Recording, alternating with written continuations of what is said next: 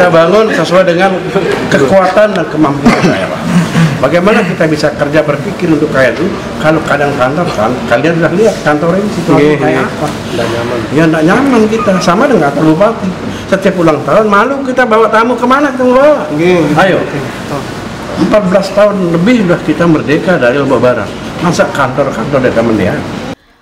Pemerintah daerah Lombok Utara di bawah kepemimpinan Haji Johan Samsud dan Dani Carter di tahun 2022 ini mempercepat laju pembangunan di berbagai bidang sebagai bagian dari kebangkitan dan pemulihan setelah pandemi COVID-19 dan bencana gempa bumi yang melanda di pertengahan tahun 2018 lalu.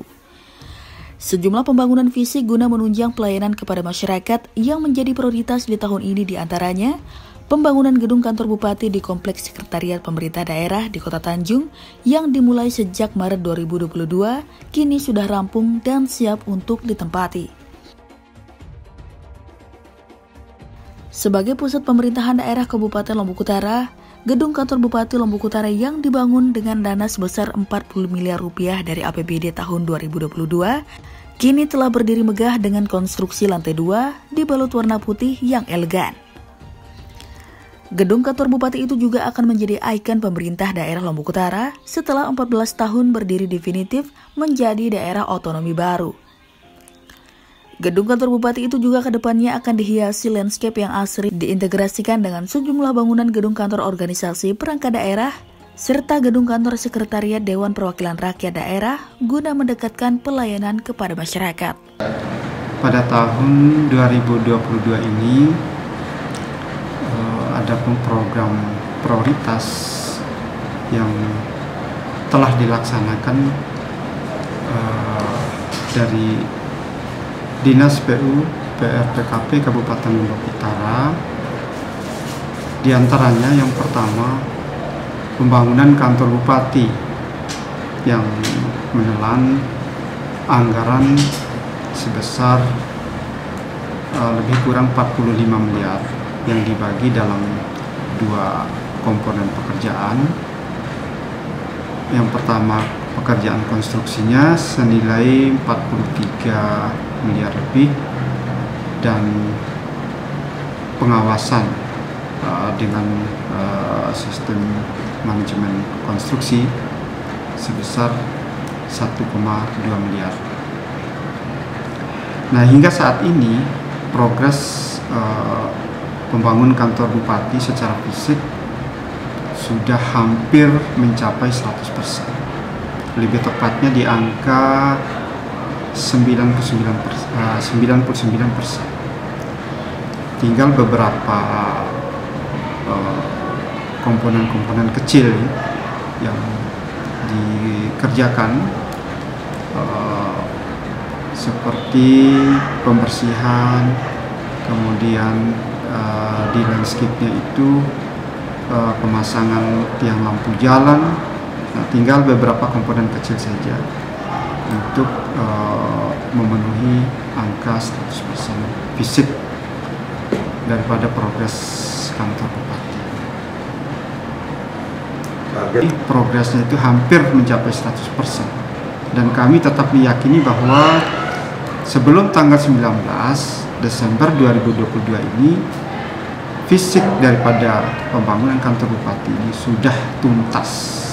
Selain membangun gedung kantor bupati, pemerintah daerah Lombok Utara bersama Balai Pelaksana Jalan Nasional di tahun 2022 ini juga turut mempercepat progres pelebaran jalan nasional sepanjang 42 km yang melintasi jalur Kecamatan Tanjung hingga jalur jalan perbatasan Lombok Utara dengan Kabupaten Lombok Timur di wilayah Sambi Elen, Kecamatan Bayan.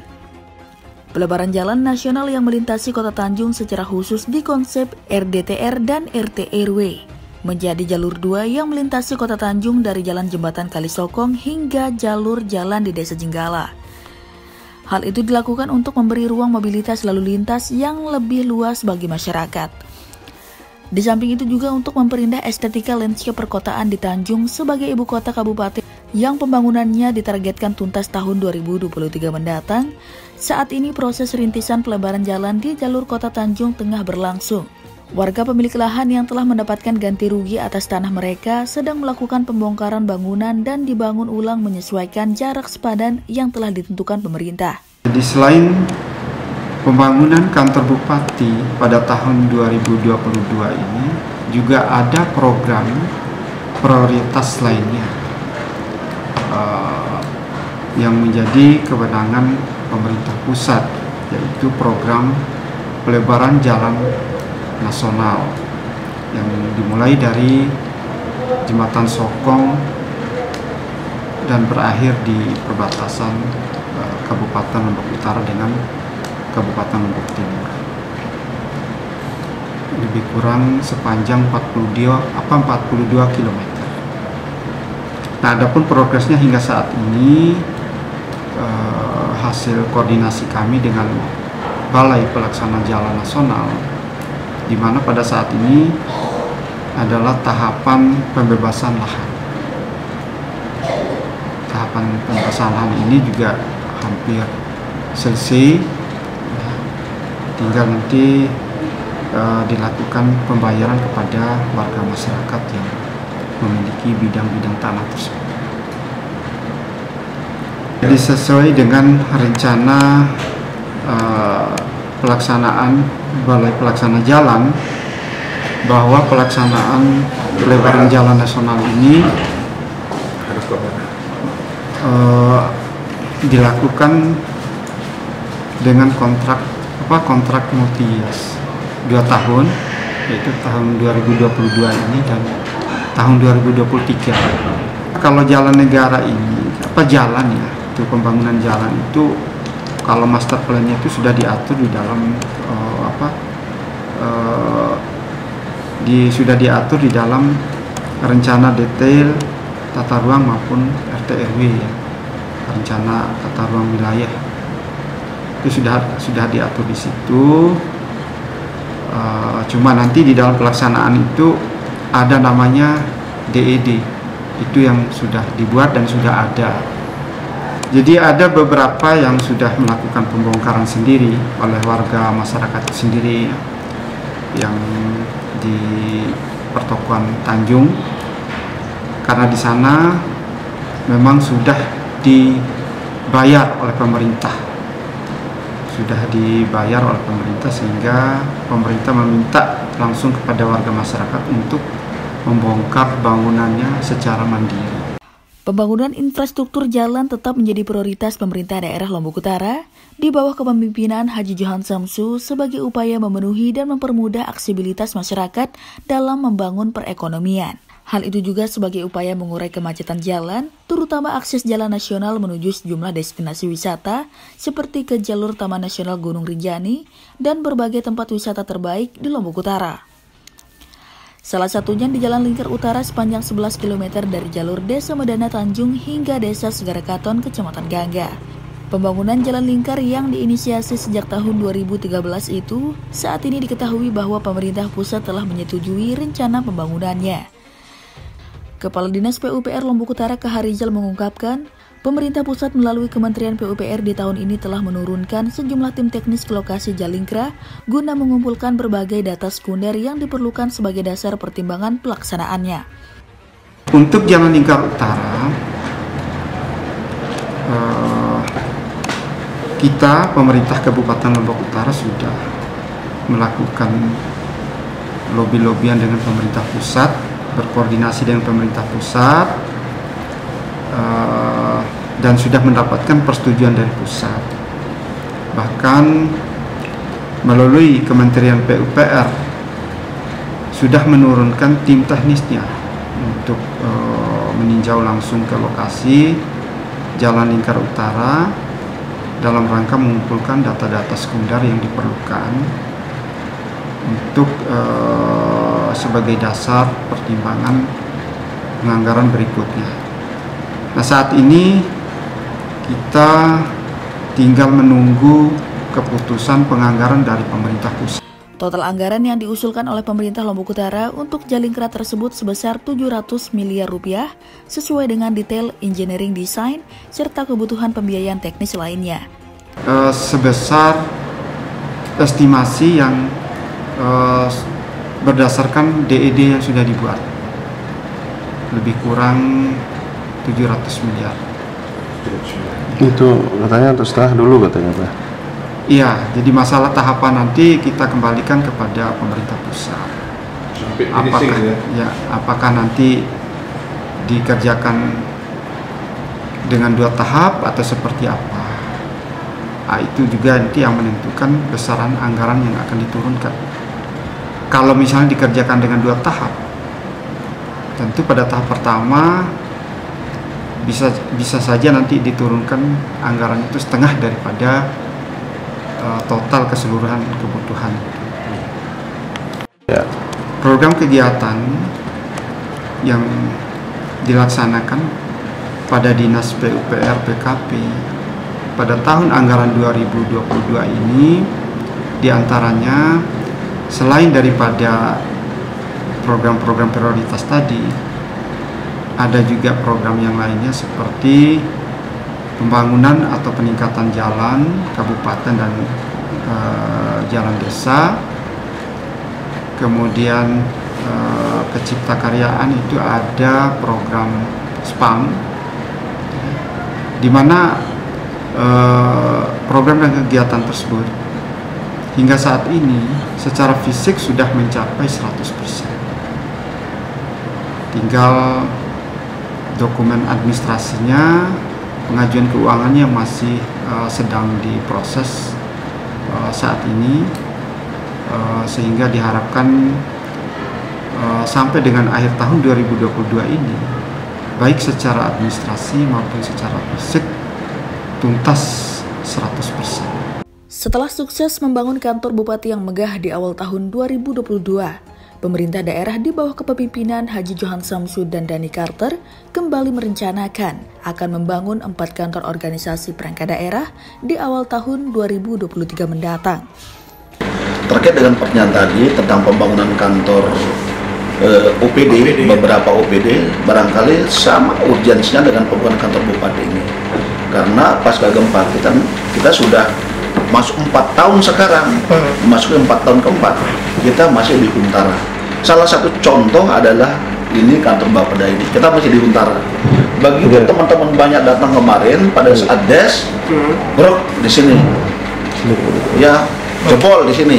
Begitu artinya tidak kita itu artinya bagaimana kenyamanan kita bekerja, bagaimana ketenangan kita bekerja untuk memikirkan juga secara bersama-sama masyarakat Kabupaten Lombok, sehingga oleh Pak Bupati secara langsung, oke, silakan rencanakan bangun kantor-kantor OPD ini, bukan saja 4, bahkan semuanya jika kita punya uang tercukupi.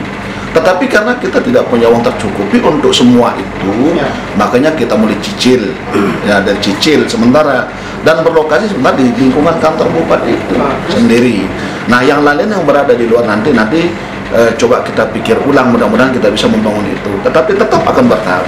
Yang selanjutnya, mudah-mudahan kita bisa dijanjikan oleh BNPB provinsi, BNPB pusat, bahwa ada 6 OPD yang akan kita janjikan dibangunkan, mudah-mudahan bisa terrealisasi pada tahun 2020 samaan dengan yang ini. Tetapi yang pasti ya, memang rencana awal kita bangun adalah sebenarnya 5, tapi kembali lagi keterbatasan anggaran, sehingga 2023 ini adalah 4 OPD ya, semestinya 5. Rencana awal sebenarnya yang 5 ini. Pembangunan 4 kantor OPD tersebut yang disebar di sejumlah lokasi di Kecamatan Tanjung dan Gangga sesuai perencanaan semula.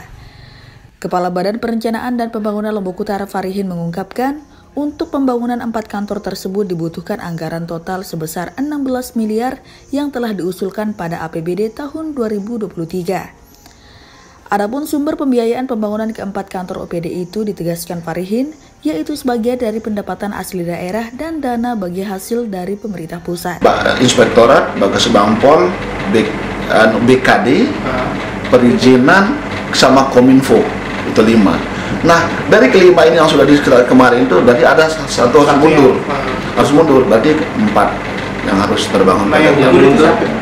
Saya tidak tahu, belum, nanti Pak Bupati punya nanti mana yang menentukan mana yang dari yang satu yang nanti yang mundur itu.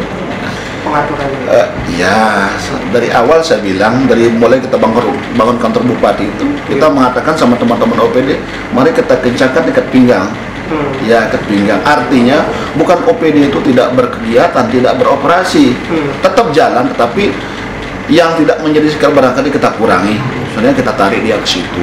Ya, berkaitan dengan VAD tadi memang, ya. PAD kita bukan menurun sebenarnya. Dari awal dimulai 166, pada saat perubahan menjadi 160, karena di sana COVID sudah tidak ada. Itu jasa pelayanan saja sebenarnya yang di sana, sehingga dia menjadi menurun. Ya, sehingga sekarang berdasarkan kami sudah dipanggil TAPD oleh Pak Bupati, sehingga PAD ini bisa kita up menjadi 170 sekarang. Sehingga bisa juga, makanya ini bersumber dari dua. Ini anggaran yang 4 OPD ini dari PAD sebagian, hanya sedikit, dan dari DBH pusat. Selain dibiayai dari APBD, pembangunan fasilitas kantor tersebut juga diusulkan ke pemerintah pusat. Kita bangun sesuai dengan kekuatan dan kemampuan daerah. Bagaimana kita bisa kerja berpikir untuk kayak itu kalau kadang kantor kalian sudah lihat kantor ini situasi kayak apa? Nggak nyaman. Ya nggak nyaman kita, sama dengan kantor bupati. Setiap ulang tahun malu kita bawa tamu kemana kita bawa? Ayo. 14 tahun lebih sudah kita merdeka dari Lombok Barat. Masa kantor-kantor tidak melihat? Itu prinsip saya. Sehingga alhamdulillah teman DPR juga sangat mendukung ini keinginan kita untuk secara bertahap, tapi pasti ini ada 10 ke 11 ini kantor. Ada kantor yang nantinya akan dibantu oleh BNPB sebenarnya akibat gempa. Nah, kantor yang kita bangun sekarang ini kantor yang memang tidak menjadi korban gempa, tetapi hadirnya kantor ini adalah setelah gempa bumi. Saya kira itu yang kita ada. Tahun 2023 sesuai dengan apa yang disampaikan itu, prioritas awal kita adalah pertama tentu penurunan angka kemiskinan. Kemudian di bidang kesehatan juga, ini prioritas awal. Karena terus terang saja kondisi kita sekarang ini masih pada takaran daerah termiskin di NTB. Ini yang menjadi persoalan kita. Nah, ini yang harusnya kita lakukan, bagaimana caranya untuk percepatan penurunan angka kemiskinan ini, sehingga kalau sekarang ini kita masih digelari termiskin di NTB. Saya juga belum yakin itu. Saya pernah komunikasi dengan BPS, bagaimana kalau kita melihat kembali kan, saya lihat ini orang kayak ini baik-baik, sugi-sugi segitu. Jadi itu insya Allah lah, tapi itu kan statistik yang mudah-mudahan secara objektif dan nyata, insya Allah masyarakat kita kan masyarakat yang saya kira berkecukupan. 2 tahun perjalanan pemerintahan Bupati Lombok Utara Haji Johan Samsu dan Wakil Bupati Dhani Carter Febrianto Ridawan banyak dilakukan percepatan di berbagai bidang pembangunan. Selain pembangunan, sarana prasarana fisik, pembangunan non-fisik, dan pemberdayaan juga terus dioptimalkan. Hal itu membuat pemerintah daerah Lombok Utara mendapat penghargaan dari pemerintah pusat sebagai bentuk apresiasi. Tahun 2022 ini, pemerintah daerah meraih 2 penghargaan dari Kementerian Desa, Pembangunan Daerah Tertinggal, dan Transmigrasi Republik Indonesia. Dan penghargaan daerah pelaksana program nasional dan percepatan pembangunan daerah tertinggal periode 2020-2024. Penghargaan tersebut diserahkan langsung oleh Menteri Desa PDTT Abdul Halim Iskandar kepada Bupati Johan Samsu pada peringatan Hari Percepatan Pembangunan Daerah tanggal 17 November 2022 lalu.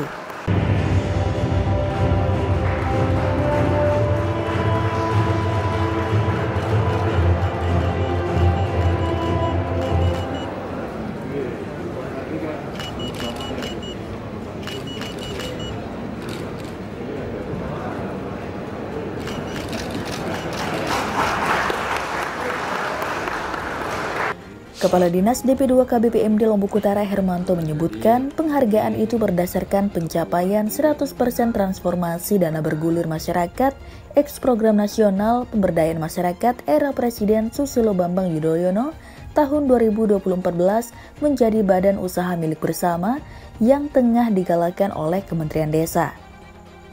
Jadi kami atau Pak Bupati diundang pada tanggal 17 November 2022 di Bondowoso, ya, pada saat acara Hari Percepatan Pembangunan Daerah Tertinggal.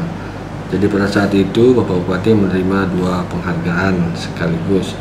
Yang pertama terkait dengan pencapaian 100% ya proses transformasi dana ex-PNPM menjadi Badan Hukum Milik Negara atau BUMDesma, ya, di mana dapat saya jelaskan bahwa amanat untuk menjadi BUMDesma dana ex-PNPM adalah bahwa berdasarkan PP 11 tahun 2021 tanggal 2 Februari 2021, di mana terlebih lagi pada pasal 73 mengamanatkan bahwa pengelola kegiatan DBM dana bergulir masyarakat ex-PNPM, ya, seperti tahu bahwa PNPM adalah program Susilo Bambang Yudhoyono pada tahun 2014, ya, di saat itu, dan sudah berhenti, dan di mana saat itu dana ex-PNPM ini dikelola oleh suatu unit pengelola kegiatan yang namanya UPK, dan itu ada di 5 kecamatan di Lombok Utara. Nah, sejak 2014 dana ini tidak ada yang ngawasi, ya, tidak ada yang ngawasi, sehingga dengan amanat PP 11 itu diharuskan menjadi sebuah badan hukum milik negara atau yang disebut nama BUMDesma. Nah, berdasarkan surat 11 Februari 2022 kami bergerak untuk bagaimana menjadi sebuah BUMDesma. Perjalanannya sangat panjang, ya, sangat panjang. Pertama dimulai dari sosialisasi di tingkat kabupaten, ya. Kemudian yang kedua adalah bahwa laporan UPK kepada Bupati. Jadi masing-masing pengelola kegiatan yang di 5 kecamatan itu memberikan laporan, ya, neracanya sampai dengan akhir Desember 2020. Setelah laporan diterima, ya, inspektor melakukan review. Jadi tahap ketiga adalah review yang dilakukan oleh inspektorat. Nah, setelah review dilakukan inspektorat, barulah kita melakukan sosialisasi kepada tingkat kecamatan. Jadi di kecamatan kita kumpulkan semua kepala desa, ya, untuk menjelaskan bahwa hasil review inspektorat terkait dengan laporan pada UPK tersebut. Setelah sosialisasi di tingkat kecamatan, masing-masing kepala desa, ya, melakukan musyawarah desa, ya, musdes. Bahwa di dalam musdes itu bahwa mereka sepakat semua desa untuk menjadi ikut di dalam BUMDesma, ya, itu pertama. Yang kedua, semua desa boleh menyertakan modal di dalam BUMDesma tersebut. Kemudian di dalam musdes juga dibicarakan tokoh-tokoh yang ikut di dalam proses musyawarah antar desa, ya. Jadi semua desa itu kumpul lagi di kecamatan, masing-masing kecamatan, ya. Hasil musdes dari masing-masing desa dibawalah menjadi di tingkat kecamatan. Jadi sana dibahas, disepakati, ya. Yang dibahas pertama bagaimana anggaran dasar di BUMDesma tersebut, bagaimana anggaran rumah tangga, bagaimana dividennya nanti terkait dengan BUMDesma tersebut, terus bagaimana susunan organisasi, terus berikutnya juga dibahas siapa menduduki siapa direktur, siapa dan sebagainya dalam proses sistematika itu. Setelah semua selesai, barulah kepada tahap yang kelima, yaitu mengusulkan nama BUMDesma kepada Kementerian Desa. Pengusulan nama, baru pengusulan nama, ya, apakah nama yang diusulkan itu ada yang sama di Indonesia atau tidak. Kalau sudah clear namanya tidak ada, barulah kita usulkan kepada Kementerian Hukum dan HAM atau tidak. Nah, rilis dari Kementerian Desa, ya, bahwa kita saat ini pada tahun 2022 ini indeks daerah tertinggal kita, ya, berada pada angka 72,11, ya. Dari beberapa indikator 72,11, memang ada beberapa indikator yang perlu masih disempurnakan. Artinya bahwa kalau melihat indeks 72,11, bahwa dengan batas indeks daerah tertinggal ada 60, berarti kita sebenarnya sudah berada pada posisi sudah entas daerah tertinggal. Cuman rilisnya nanti pada tahun 2024. Apakah nilai ini bisa kita pertahankan sampai 2024? Kalau nilainya bisa kita pertahankan sampai 2024, insya Allah SK 2024 nanti pasti kita akan keluar dari daerah tertinggal. Ini bisa kita baca. Program Posyandu Keluarga merupakan program inovasi atau program prioritas di Nusa Tenggara Barat. Program Posyandu Keluarga ini digagas sejak tahun 2017 untuk di Kabupaten Lombok Utara, dilaksanakan mulai dari tahun 2019 dan pertama kali di-launching di Posga Tulukombal pada bulan September 2021. Adapun sasaran daripada program Posyandu Keluarga tersebut yakni seperti ibu hamil, bayi, balita, remaja, usia produktif, dan lansia. Oke, Posyandu Keluarga adalah pos layanan untuk seluruh anggota keluarga, di mana sasarannya itu mencakup dari seluruh anggota keluarga, yaitu dari ibu hamil, ibu menyusui, anak balita, usia produktif, terus anak sekolah pun bisa di sana, termasuk sampai dengan lansia. Jadi seluruh anggota keluarga itu bisa mengikuti Posyandu Keluarga. Nah, oke. Kemudian seperti apa memang sistemnya, mungkin nanti teknisnya seperti apa Pak? Oke, jadi Posyandu Keluarga itu karena menghadirkan seluruh anggota keluarga di masing-masing dusun itu tergantung kesepakatan antara petugas dengan masyarakat di sana. Untuk pada umumnya biasanya dilaksanakan pagi hari, namun ada juga yang dilaksanakan sesuai dengan kesiapan dari masyarakat. Kalau perbedaan Posyandu Keluarga dan Posyandu umum lah itu apa? Posyandu yang dulu namanya Posyandu konvensional lah ya kita sebut, itu hanya melayani ibu hamil, ibu menyusui, dan balita saja. Tapi sekarang sudah dikembangkan oleh Provinsi NTB untuk seluruh anggota keluarga, jadi mencakup usia produktif dan lansia, sehingga nanti terutama di lansia itu untuk men-screening penyakit-penyakit yang biasa didapati pada umur 40 tahun ke atas. Kalau secara kelebihannya Posyandu Keluarga ini apa? Kelebihannya otomatis seluruh anggota masyarakat itu bisa tercover semua untuk mendeteksi screening penyakit-penyakit yang sesuai dengan umurnya. Kalau balita terkait dengan status gizinya, ada penyakit bawaan tidak, dan sebagainya. Usia produktif itu screening sama kayak lansia, apakah ada penyakit-penyakit menular atau penyakit tidak menular yang diidap, sehingga minimal dalam 1 tahun masyarakat itu kalau datang ke Posyandu dia ter-screening penyakit diabetes, kolesterol, asam urat, hipertensi, itulah minimal. Ya. Program Posyandu Keluarga ini memang berkaitan dalam penanganan stunting yang sangat strategis untuk penurunan angka stunting. Karena dari 5 sasaran untuk percepatan penurunan angka stunting ada pada program Posyandu Keluarga. Dengan Posyandu Keluarga ya memang kaitannya dalam penanganan stunting itu memang Posyandu Keluarga adalah tempat yang sangat strategis ya untuk penurunan angka stunting, karena dari 5 sasaran yang untuk percepatan penurunan stunting itu kan ada di Posyandu Keluarga. Nah di situ ada remajanya atau calon pengantinnya, kemudian ada ibu hamilnya, kemudian ada ibu pasca bersalinnya di situ. Ada badutanya, ada balitanya. Jadi memang tempatnya sasaran yang bisa kita jadikan tempat untuk penurunan angka stunting ada di sana. Jadi bisa ketemu dengan sasaran-sasaran itu ada. Harapannya dari 416 posyandu kita yang ada di Kabupaten Lombok Utara ini sesuai, kalau menurut catatannya sudah semuanya menjadi posyandu keluarga. Tapi harapan kita ya semua posyandu itu bisa melaksanakan tugas sebagai posyandu keluarga gitu. Karena ini menurut catatan teman-teman di lapangan belum semuanya posyandu kita walaupun namanya sudah posyandu keluarga tapi belum maksimal melaksanakan kegiatan seperti posyandu keluarga.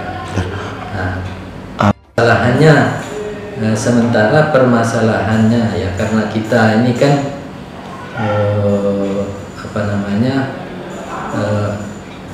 di posyandu keluarga harapan kita kan semua keluarga ya semua anggota keluarga itu bisa kita layani di situ.